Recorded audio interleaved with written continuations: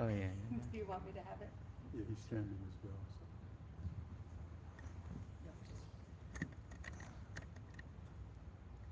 Hello all, my name is Sandy Killian.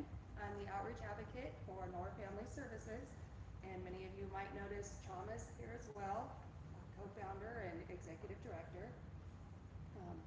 On behalf of Nor Family Services, I'd like to express a warm welcome to all of you for attending our premarital workshop this evening, and many thanks to Masjid, Jafar for providing us a space to conduct the meeting.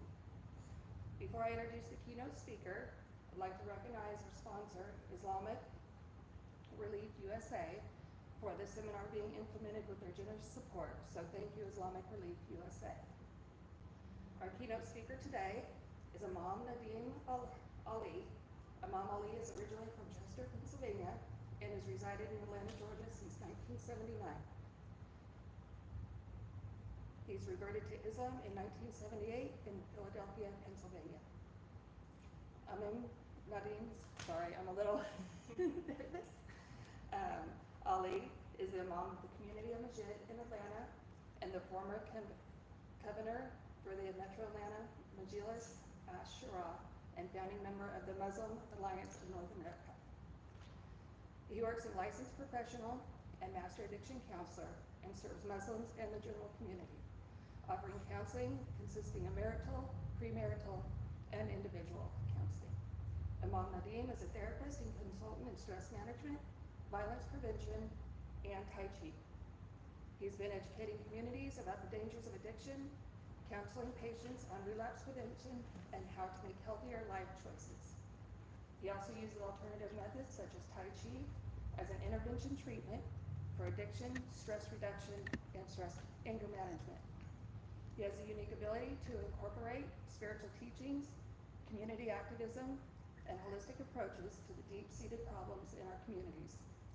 The unique combination made him a bedrock in communities on which thousands have been helped for decades. In brief, his work on spiritual, mental, and physical health. He has authored numerous articles on counseling and family members. Please welcome Imam Nadim Ali. For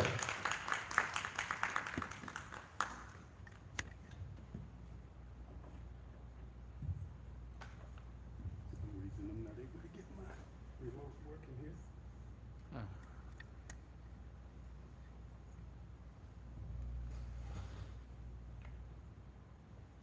Assalamu alaikum. Thank you, Masjid Jafar, for allowing us to come here and enjoy. I love this space. I love the fact that the repurposed, the building has been repurposed, and alhamdulillah, may Allah, bless this community, and may Allah allow it to continue to grow. I mean, And titled it "Marriage is Half of Our Religion," because we're all familiar with the hadith where the Prophet peace be upon him said that marriage is half of our religion, and we having the fearing Allah, having taqwa is the other half. And when people come to me for premarital counseling, that's one of the first things I'll ask them. Why you want to get married? Oh, it's half my deen. And I would say, well, you don't drive half a car. It's just half your deen. What about the other half? What are the other reasons you want to get married? And so, we try to educate people on that other half. What does taqwa consist of? And it's about fearing Allah and being cautious. And so, just wanted to share just some pointers today, inshallah. One of the things you see about short-term engagements, a lot of times Muslims will know each other 3 to 6 months, and I've seen Muslims meet at a festival and get married that evening. And then I lived overseas for about 2 years in Saudi Arabia, and I met people who met their wives when they were about ready to get married, or their husbands when they were about ready to get married. Their families did all of the legwork.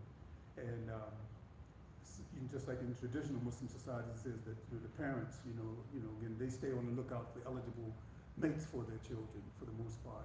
And so you don't get that long-term type of relationships. There's some research that says that when people the longer that they have sort of an engagement, the more success a marriage can be. And even in age, it says that people who get, this is in the West, people who get married under 24 years of age, they have less success in marriage than people who get married over 24, 25. And it's just like biologically, adolescence doesn't end until about 25. 18 is just for legal purposes. My generation say, well, if we got to go to war, then we should be able to vote and we should be able to do certain things at 18. And so, but it's the maturation, the biological maturation is not completed until about 25. And so that's one of the things that we have to look at is marrying too early, and then also looking at those short-term engagements. Animal versus spiritual. Again, we must put it as the impulse-driven marriages. You start having physical urges. You say, oh, I'm ready to get married. Or I call it the after Isha drive-by marriages. At our Masjid, because we live in an urban area, it's very accessible, but too modern and all of that. And so we would get people foaming at the mouth, ready to get married. And I said, no, and then, as part of the Majlis, what we've agreed is that we don't marry people unless they've completed at least 6 sessions of premarital counseling. And so, and that's because what happens is people will get married and then find out they don't, like each other for some reason, and then they're ready to get divorced. And so we want to, I've seen people, get into premarital counseling and not make it past the 3rd session. So imagine if they got married, got pregnant, and now, they're dealing with each other for the next 20 years because they have to co-parent their child. And so we have to, in the impulse-driven, after Isha, drive-by marriages, we want to basically have more spiritual-based unions, inshallah. And this is something I promote about the 4 legs of love. And, it's essential for a marriage or any relationship to stand. And so the first one is, commitment. Will you be there to weather the storms of life? And the Christian ceremony they have in when you're getting married, in sickness and in health. And so we have to have a certain type of commitment like that. And to say that you love somebody, there has to be a level of commitment. I remember my wife always tell me, stop, you need to pay me royalties. And because she asked me one time, you love me? I said, baby, I'm committed to you. And she said, what am I, an institution? And so she came back maybe a year or 2 later and said, now I understand what you meant, by that, because she was talking to different sisters, and so it took her a while to get what I meant about that I'm very committed to you.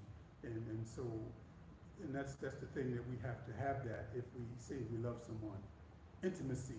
And there's a guy named Bill Herring, he did an article on intimacy, and he said the essence of intimacy is, he broke the word down to that, intimacy, where you're allowing another person to basically inside of you, to let the guard down, and being transparent with that other person. And so that's the essence of being intimate.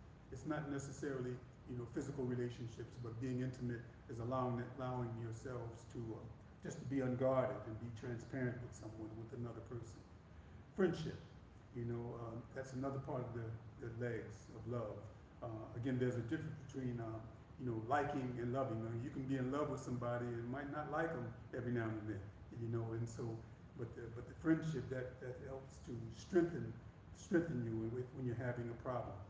So these are part of the 4 legs of love. And of course, you have to have trust, and because you'll have people who may be in love with somebody who may not be safe for them, and they may marry somebody that they trust more so.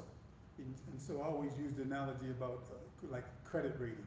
And it's just like credibility, is that you have to have basically credibility to rebuild the trust. If the trust is betrayed, it takes time for that trust to build up. It's just like, again, if you declare bankruptcy, you can't get an American Express card, not even a secured bank card, the day after you file bankruptcy. You have to pay your bills on time. So it's the same thing with trust. When it's betrayed, you pay the emotional bills, on time, and then eventually trust is rebuilt. And so, but trust establishes a level of safety in a marriage. And we talk about, you take the whole self into a marriage. You know, you don't just take a partial self. And the holistic self is the mind, body, and spirit. And so when you're ready to get married, and specifically those of you who have children who are you're seeking to get married, get them married, you know, you want to make sure that you're developing them and not creating dump jobs. You know what I mean by dump jobs. So you trying to get rid of the son or the daughter. Oh, you take them. No, you know, you want to make sure that they're going to represent you in a healthy way. But again, mind, body, and spirit. You know, and then again, marriage should not be a means of escape. Whereas people want to get out of the house. You have people, specifically sisters, they will leave their family house and they will go to their husband's house and not have any living in between. And so it shouldn't be a means of escape. You know, unmarried people, again, should not be shamed into getting married. You know, how old are you? Oh, you're 22 and a half. Oh, why aren't you married? You know, and today, in the old days, and I'm old, so people, specifically women, marriage was an economic issue. And nowadays, you have daughters making probably more money than their mother and father combined, for the most part. And so the economics are taken away. And so I have one daughter, and a friend of hers says, oh, I need to get married. And my daughter said, no, I don't need to get married, I want to get married. And so at this juncture, at this time, marriage is a choice for our young people. It's not something that they should be shamed and that they don't feel as though they're ready. If they want to accomplish certain things before they get married, they should be supported in that. But again, a lot of times they're shamed into getting married and then they rush into something, and before you know, they're into a situationship as opposed to a relationship. And marriage also should be a means of attaining relational synergy. I mean, if you look at synergy, 1 plus 1 can equal 10. So it doesn't mean that you hear people say, well, you complete me. No, you need to come complete. If two complete people come together, then you create synergy, as opposed to two half people coming together. And one scholar, relationship scholar said, if somebody says, I can't live without you, you need to run. You need to run. No, you live with me. Don't say that you can't live without me. You should be able to live and be complete without me, but we come together and we create something even more substantial and stronger together than apart. Again, you don't take a half self into a marriage, and these are some of the points I try to teach my clients who come to me for premarital counseling, and even couples who have run into rough spots in marriage. And I tell, and when that happens, a lot of times I'll tell people, you hear people say, well, we're together for the children.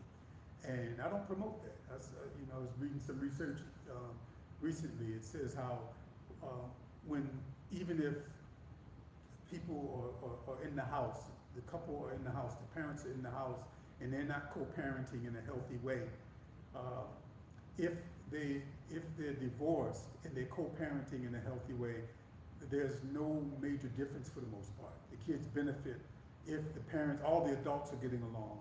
Then, because specifically if everybody moved on, if the mother and father got married, and now the children, they have mother and father, stepmom and stepdad to be able to call upon, if all the adults are getting along. And so again, these are some of the things that we have to look at, is not just using marriage as a prison. I always say marriage should be a prison.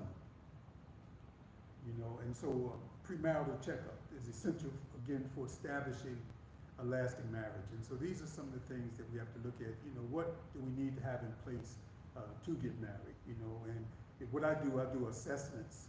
And some of the assessments too, there is the one that you can find online. It's called SYMBIS.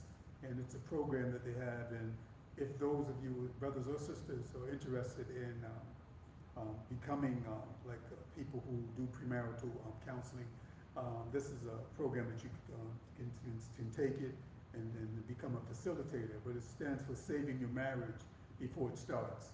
And when you do the test, the SYMBIS survey, it basically shows the type of personalities that are coming together and the probable success of the marriage. And it doesn't mean people can't get married, but it teaches people how each other think. The other survey that I use, I've been using that one a little bit longer.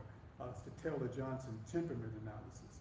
And, basically the same thing, the way you answer the questions, it tells you if one person may be an impulsive person, another person may be a planner. And I always say that the planner is the one who handles the budget, and if a person, how people deal with anger and all of that. So these assessments, again, it doesn't say that you shouldn't get married if you score a certain way. These assessments are used to, again, teach you how you make things. And these are some of the concepts or the pointers that we use or cover in premarital counseling. And in premarital counseling, again, it should cover things like conflict resolution skills, healthy communications, intimacy issues, financial responsibilities, child and parenting responsibilities, also extended family roles, and also the roles when I deal with Muslims as well as other people who are other faiths, because I deal with probably 30 to 40 nationalities and people of all faiths and no faiths. But the role of religion in the family. And then also the health background, and people don't like this from a credit check. You see what you bring it in into this situation, and so, and these are some of the things that I always recommend. And I know that specifically as Muslims, we're supposed to be chaste until marriage. But I would also encourage people to get STD testing, so that we know what we're bringing in, And then also, I give Muslim couples a marriage contract. And as stated here, it serves as a form of a prenup agreement for the couple. And again, although it's not, it's non-binding, but I remember reading in Ohio, there was an instance where a man didn't want to give the sister her mahar, and he divorced her. And she took him to court. And the non-Muslim judge said, looking at this is a contract. Pay her money. So it stood up in court in Ohio. So, to basically put down your deal makers and deal breakers on paper, it helps, to basically structure, how you want to exist in the marriage. And as I stated, because as Muslims might meet 3 to 6 months and be engaged and get married. And also what I tell my younger couples who are planning families, if you haven't known each other for a while, wait a year or two before you have a baby. Because again, a year later, you get past that honeymoon stage, you may not want to be together. And so, say that to wait and before, get to be each other's baby, for that first year. Because what happens, I have 5 children, and,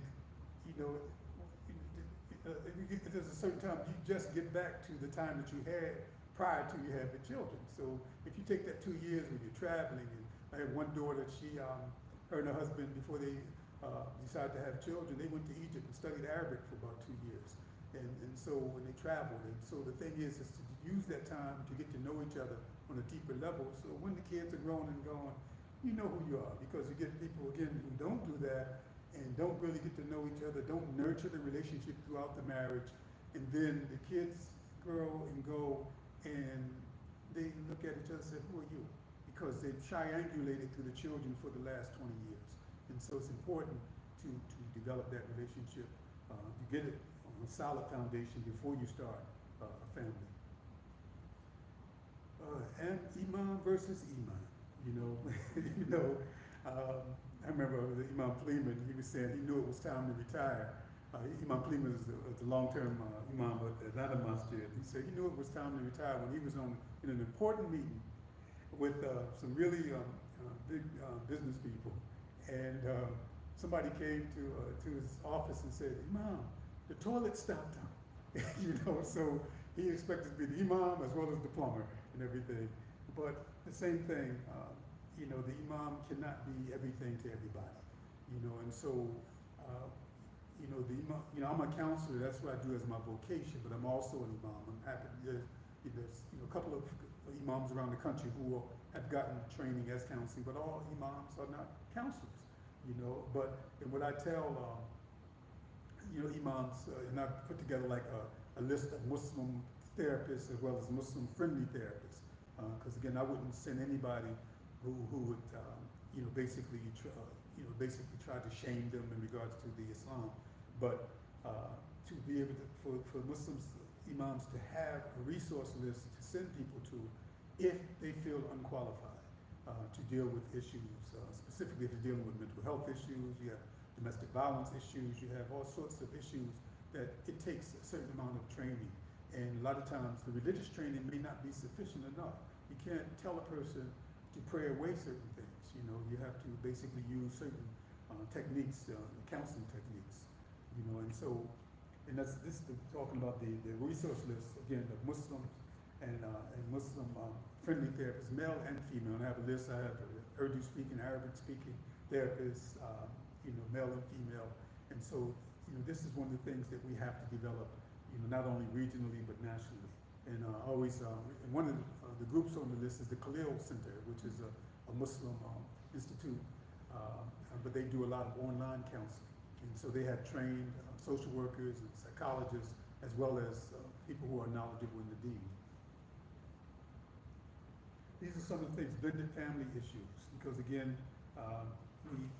people get married, and if they've been married before, they have children, but they may have younger children as well.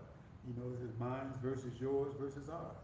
And so we have to talk about that. In premarital counseling, you have sessions on how are we going to deal with it? How are we going to bring these families together?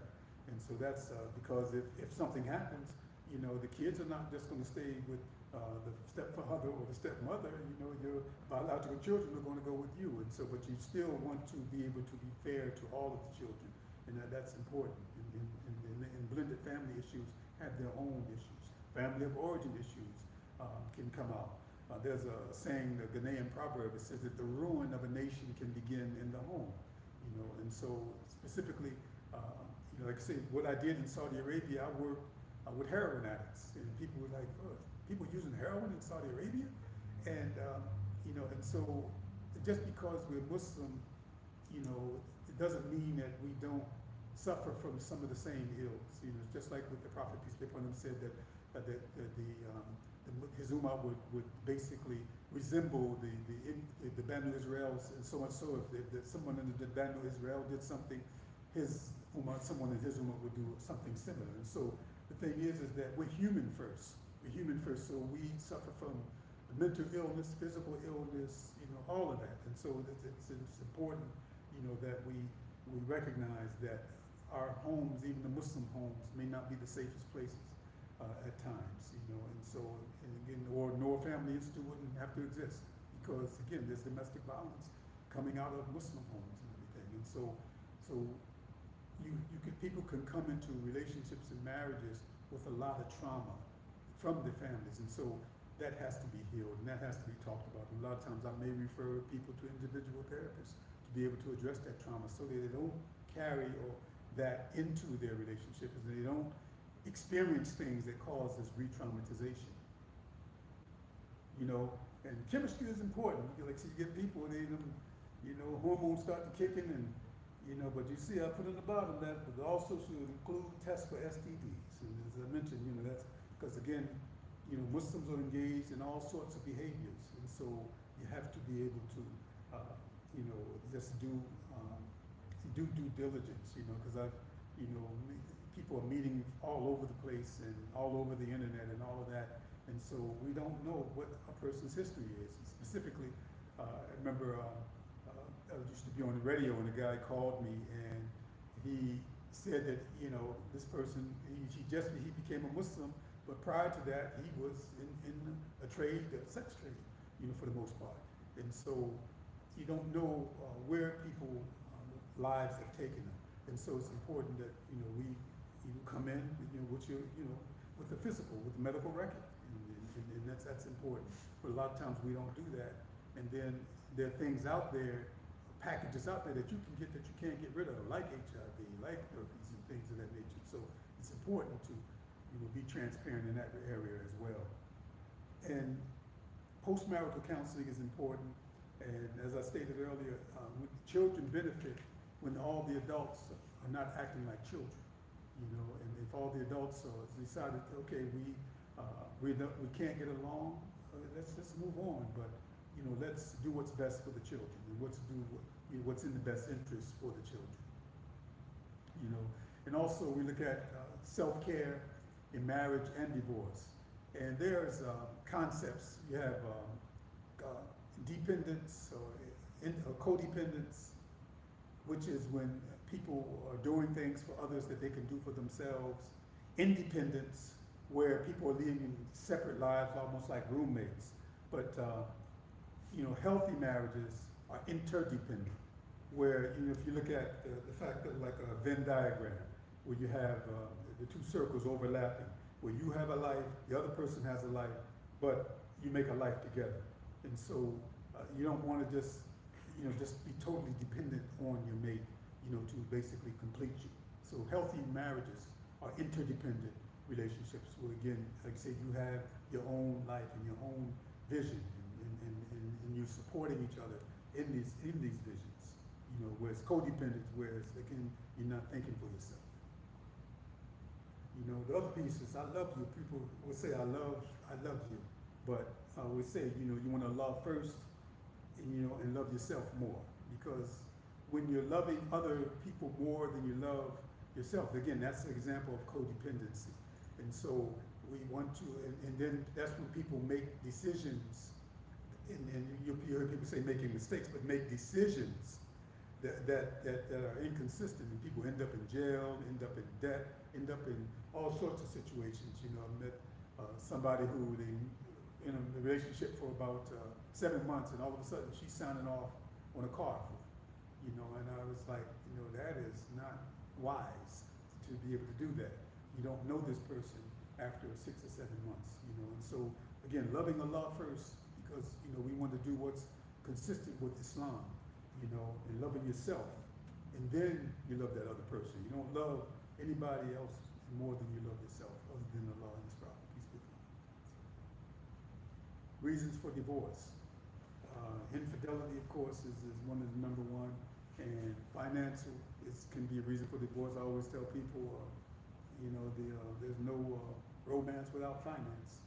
You know, you need to be ready to get married, and also in the Muslim community, polygyny, specifically in the West, polygyny is an issue, a reason that many people get divorced. I remember the Imam said many years ago, he said that if you plan on engaging in polygyny, be prepared to lose your first wife. If you're not prepared to lose your first wife, don't do it, because that may happen. You know, because polygyny is a choice. It's not something that the sister has to basically stay in for the most part. And so, and I've seen that happen over and over again, and people get married secretly and all of that, and then they lose that first wife, and it becomes a problem. And so, and also domestic violence is another reason for divorce. Getting caught in the web, meeting online. I meet people who probably met on Twitter and get divorced on Facebook, you know, and so the thing is that people they're using Muslim apps, and they're meeting, and I've seen some success stories, and I've seen and heard some horror stories, you know, and then I'm a wakil of a sister, and she met a brother online, and then I asked, you know, when I talked to him, I said, well, just, you know, give me a reference. I always ask people, give me 2 references, and give me also an imam reference. And then one brother said, you know, he watched, who do you think he is? You know, he basically didn't know an imam in his city. And then the other brother, I said, well, find me somebody who's known you for at least 10 years. And then he calls me back and said, well, that person is in the hospital. You only know one person that knew him for 10 years. And so, you know, those are red flags, you know, for me. And so, you know, again, people can meet online, but it's just like anything else. You still need to do due diligence. You still need to basically, you know, just get references. And like I said, I use the imam's reference because then, you know, that person is accountable. And we're supposed to be truthful in business and in marriage, you know. And so, you know, these are some of the things that we have to look at. That our young people are meeting people online, and again, it's not something that I frown upon, but I'm just saying people need to take the necessary precautions and not just, oh, they cute, oh, he goes to the Masjid, and that's it. And then they get married and it becomes a disaster, or that person may be married for the most part. You know, the wali and wakil is still relevant for single sisters. And again, for the imams, I always encourage people to you just have a list or ethics for the wakil, because a lot of times, again, horror stories, a person becomes wali of a sister and they end up marrying. You know, so I don't refer people to be a wakil or wali unless they're married in a stable marriage for the most part. And so there should be some ethics established. And, you know, so the whole thing is to allow the men to talk to the men, you know, because a lot of times people feel as though they don't need a wali. And it's not saying that you're a child, but a lot of times men see things that you may not see, just like you know, women see things in other women that the men don't see. You know, there's an old song, the rhythm and blues, the man brought his future wife home, and the mother looked at her, and she shook her head and she said, "Son, take time to know it. It's not an overnight thing. Take time to know it. It's not an overnight thing." I'm thinking at the end of the song, he married her anyway, and it was a disaster story. So I'm just saying, take time to know it. Okay, and that's me. That's my website, and so I'll open the floor up for questions or comments. And you know, but the main thing, you know, that people can go through premarital counseling, but it doesn't guarantee a successful marriage. But it's an opportunity to strengthen the marriage as opposed to not, you know, basically engaging in premarital counseling. I got married in '79, and I did premarital counseling. I did, you know, with an imam who was, you know, involved with that, and so it was helpful. And even some of the lessons that he told me back then, we still use today. One of the main lessons he told me, he said, "Keep your marriage private." Keep your marriage private. So I'll open up the floor for comments or questions. Who would like to start? Yes. So say like somebody, you know, you found somebody, you decide to do the premarital counseling, so how would that look? How does that process go, I guess? Yeah, there are, like I say, like you can check with your imam and see if they're willing to do it, or they can refer you to someone like myself. And also you have Imam Tariq. He's at the Center for Islamic Counseling and Guidance. He's down off Jonesboro Road. And there's several counselors. I can send you my list of counselors that you can do that as well. You know, but you know, that's it's like I say, it's important. You know, even if you known each other, like a lot of times people grow up together. You know, but still do the premarital counseling because you don't ask the questions for the most part. You know, so I can put part of this to you as well. And most of the people, a lot of people are doing virtual. I'm 100% virtual now. And so I do premarital counseling all over the country. People, West Coast, East Coast, overseas. You know, so you know, pretty busy with that. Yeah, it's definitely something I'm interested in. Inshallah. Thank you. You already engaged? Yeah. Do that.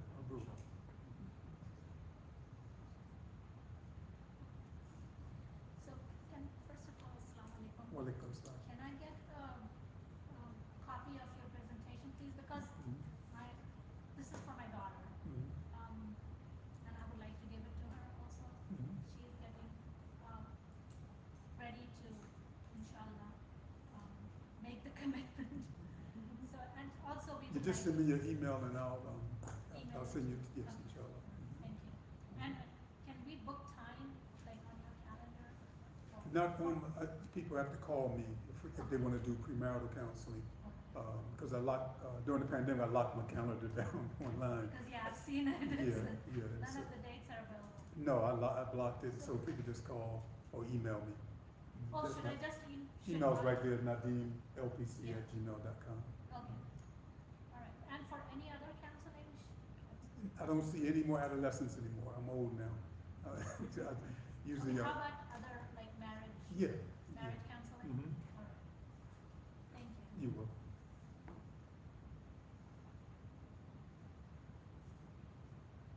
Anybody else have any questions? Comments? Yes, I have a question. No. Well, it comes So up to the premarital counseling, very important, you know that. My wife and I went through the premarital counseling with me. So we got 12 and a half years strong going as a result of that. I'm getting that. But one of the other things I know you recommended, who's taking advantage of, is having an annual checkup. Mhm. Would you like to talk about the rationale for the annual marital checkup and how that's important, why that? Yeah, it's just like, for, like my birthday is, my birthday present to myself is I do get a physical. And so the thing is, a lot of times complacency can set in. And so it's important that, you know, that you don't, because what happens is couples will always wait to get to problems. And then they'll come to, come to counseling, as opposed to, okay, let's get a third set of ears and eyes on our relationship to see how we're doing. And so I've had several couples who would do that. They would just, no problems, they just wanna, just come in and just see how we're doing and how we're handling things. And so I think, and that helps to keep things fresh, and then also to get some tips as to how they may be able to improve. It's like in business, they have that concept, quality assurance. And in quality assurance, nothing is ever perfect. Otherwise, we'd still be riding horse and buggies. You know, we have cars and planes and everything now. And so we want to seek on, how can we improve it? And so the main thing is that and there will be stages of the marriage, like again, the pre-children, children, and then raising the children, and then post-children. And so you're going to have, you may not be like, for instance, you may not be the same person that you were 12 years ago in marriage, because y'all have molded and shaped each other, to fit each other, to be married that long, and so, and that's one of the things I recommend, whether it's yearly, every so often, and not just wait for a problem to ensue, because if a person is doing something consistently that you've expressed your discomfort with the action, and they continue to do it, what's that old saying, the first time, shame on you, the second time, shame on me, and so those are some of the things we have to look at it. And then if a person continues to do it, then it might be something pathological that you need to go talk to somebody. You may need to get anger management, so, I really suggest couples don't wait for problems to start, but to, just to see, how we're doing.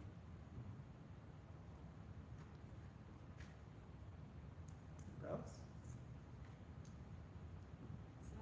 Wa alaikum salam. How involved should the parents be in the premarital counseling process?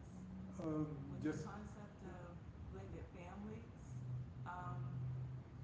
should there be a way for the families to meet and have some counseling sessions as well with the two families? I think that would be healthy if everybody's getting along. If everybody's getting along, then that would be healthy. They can, do some counseling together, specifically if there's some co-parenting going on, to be able to say how we're going to do that. In regards to how involved the parents should be, it should be that a father should insist on premarital counseling for the person that's asking for the hand of their daughter, and vice versa. So it should be just and that should be the limit of it. They should not be involved in it, because again, when we do counseling, it's confidential unless a person reports a threat to themselves or others. And the other piece I forgot to mention is that when you go to a counselor, you always want to look for that L. I'm an LPC, licensed professional counselor. You have LCSW, licensed clinical social workers, LMFW, licensed masters of social work, licensed psychologists. That license protects you, because we have to keep over $1 million in insurance if we violate your confidentiality or violate the ethics of counseling. And so, whereas there are a lot of people who can counsel, who have great skills counseling, and they may not be licensed. You have no protection if something goes awry. So it's important to use that, to make sure that the people are licensed. Summer, by the way, I forgot to say that. I hear you.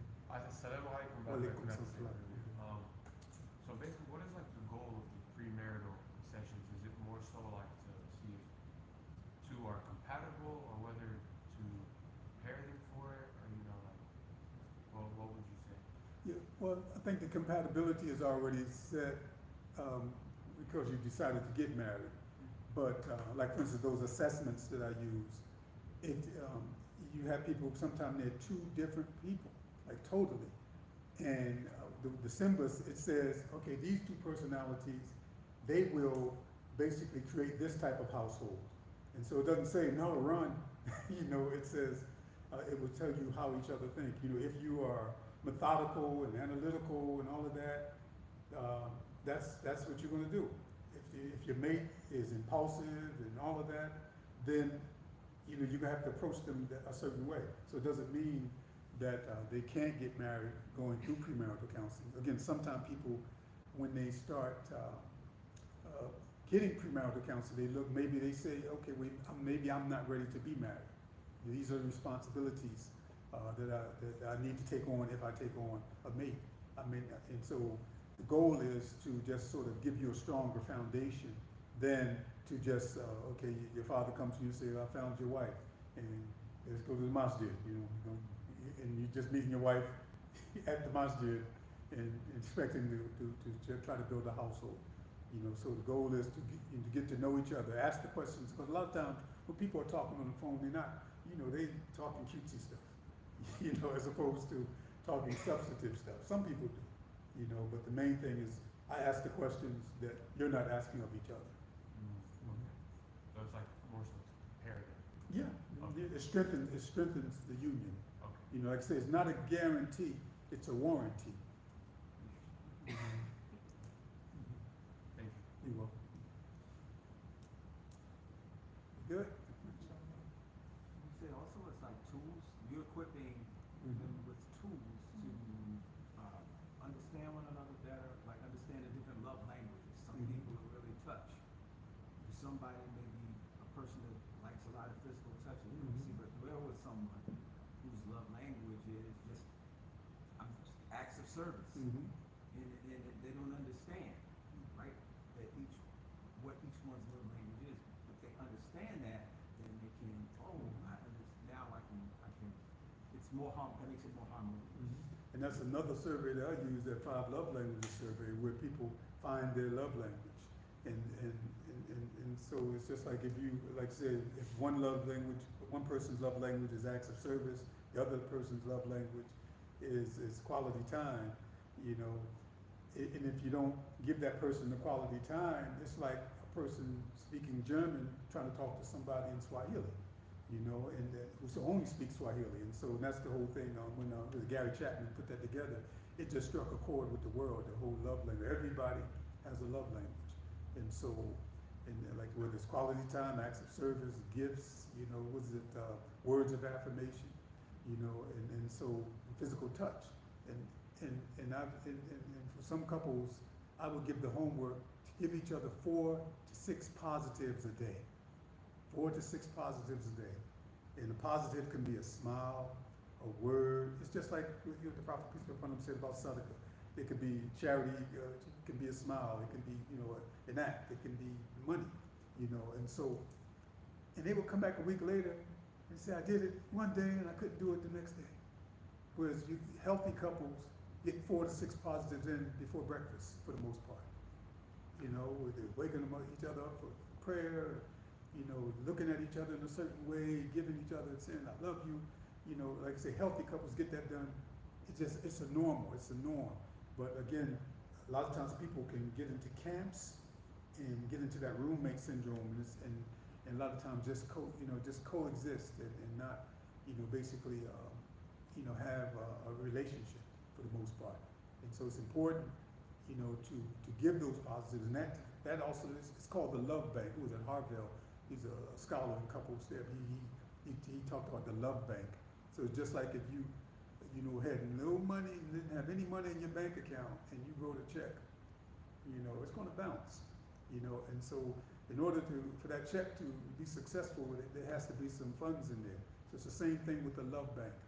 You have to put deposits, daily deposits in your mate's love bank, and that's what you find out, what basically that is, what makes them feel safe and secure in the marriage.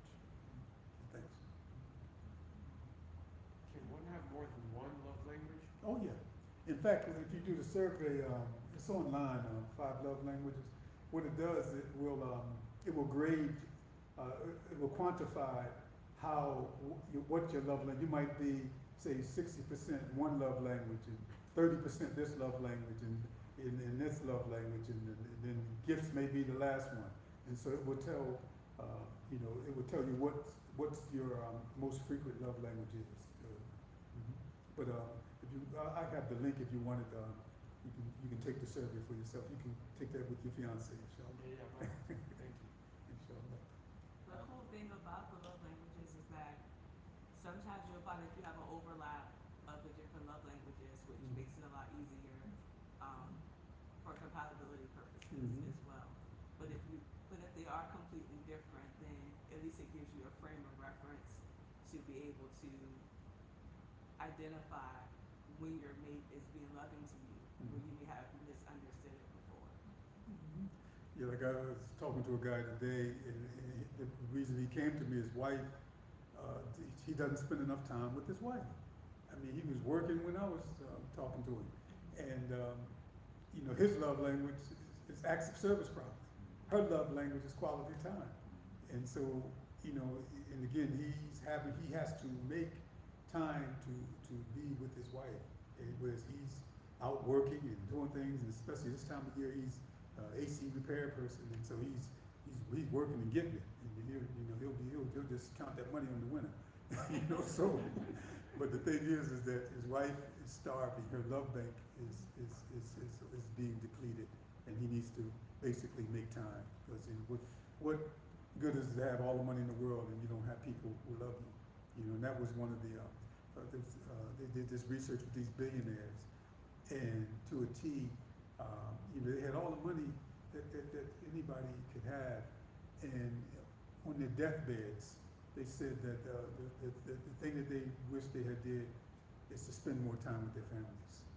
They was just so busy just accumulating wealth, and they didn't spend enough time with their families.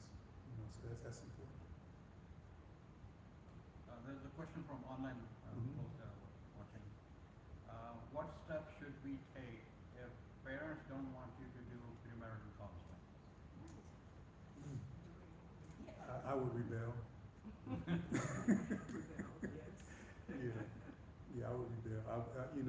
Because you're adults, and at some point, and that's one of the things I learned in the Middle East, because over here, we think we're grown at 18, and when I was living in the Middle East, I would meet people in their 40s, and then they would be around their parents, and they were just like little teenagers, for the most part. And so at some point, we have to develop adult relationships with our parents. Again, I have 5 children. All my children are adults. I don't agree with everything that they do. I'll give them my advice, and I always tell people to own their decision. And so you have to be able to tell your parents, well, I hear you, Mom, Dad, but I think I want to do it anyway. But I hear you. They're young adults. And treat them as adults. You don't want to hold your children hostage, and that's a lot of times. The hadith was said that the in-laws are like death.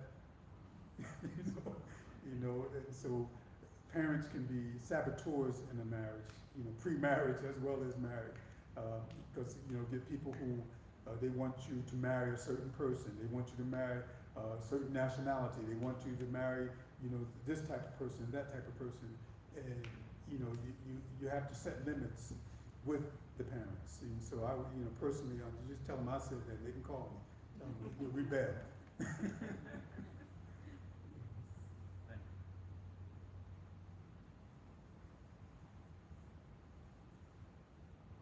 you. Any more online? Any more online questions?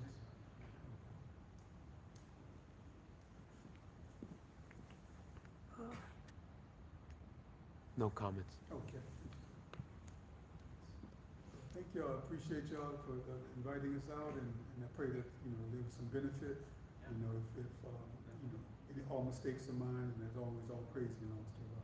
Subhanakallahumma wa bihamdika wa ashhadu an la ilaha illa anta wa astaghfiruka wa atubu ilayk. Assalamu alaikum. Alaikum salam.